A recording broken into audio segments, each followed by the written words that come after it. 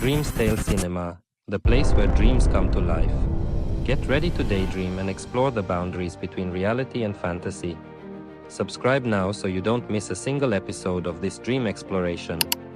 DreamsTaleCinema, the channel where your dreams become our movies. The Corrupt Detective. I was with a friend in front of his house talking about our plans for the future. How to accumulate wealth, where to travel, who to associate with, and much more. He lived in a building and we were in front of the main door. My friend's car was parked a few meters away from us. I was telling him that I would like to have a child, but not with just anyone who comes along. And I was explaining the type of girl I wanted by my side. At one point, he told me he had to go inside the house and would be back in a couple of minutes. Indeed, shortly after, he came out telling me that he had to run an errand and would be back in a couple of hours. He added, "Go inside and make a baby with her."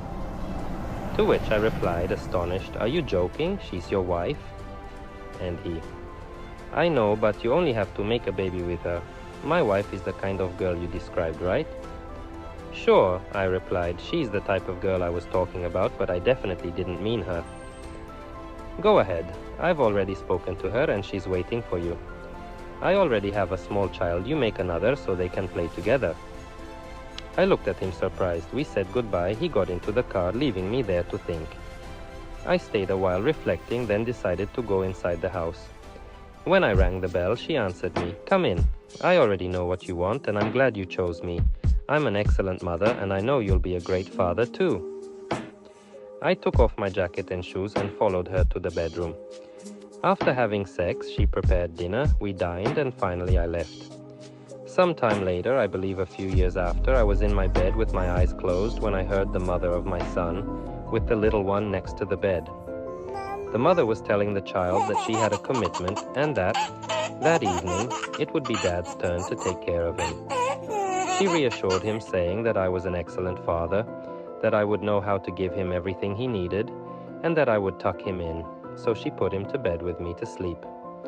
She stayed watching us for a moment while I tried to arrange the blankets to cover us.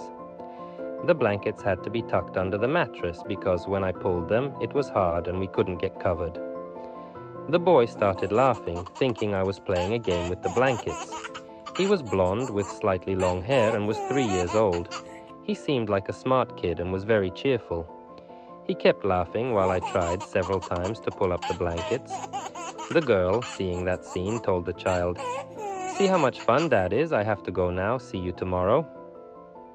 When she left, the child and I fell asleep, hugging each other. In the dream, my friend and I worked together and also saw each other after work to be with the kids. I had a girlfriend to whom I had explained the whole story and we were happy.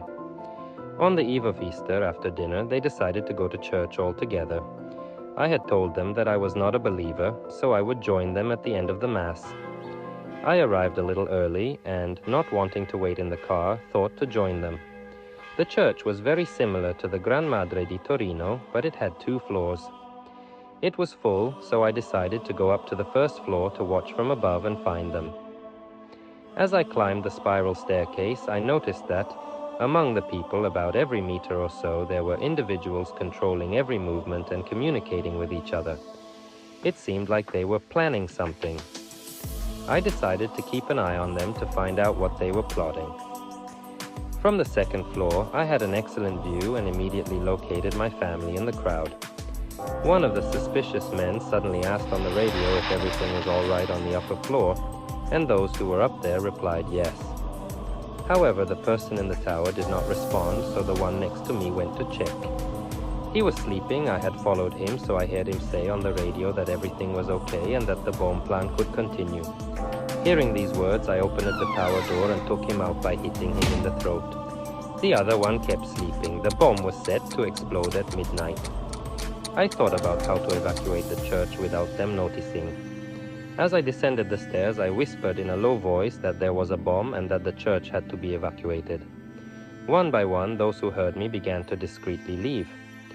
Finally, one of them told the others that the plan had failed because the church was emptying. When I calmly reached the door, people had already left.